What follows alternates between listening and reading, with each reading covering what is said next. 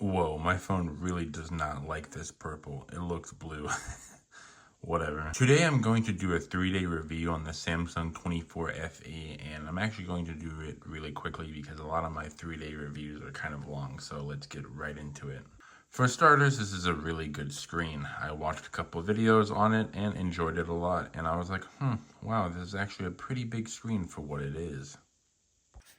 It also has a very good processor in it, and you can actually play a lot of games in, I said games, you can play a lot of games in very high quality, and like you don't even notice it at all whenever it starts to lag, because it's like maybe 1 or 2 times I saw it lag, but this is on like ultra high settings on a brand new game, so it makes sense for it to lag a little bit. Let me see what I got.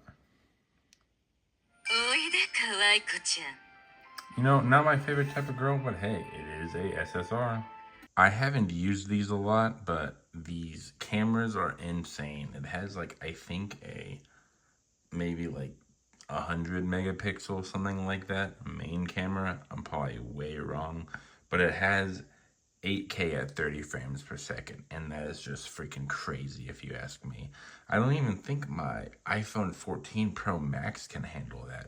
This is probably like the best phone that I have for recording videos, and I'm going to try the 8K on this, and if the 8K is actually that good, I'm going to have to make this my brand new phone that I use for basically all of my recording. That being said, it actually has to have good video for me to use it, but we'll see.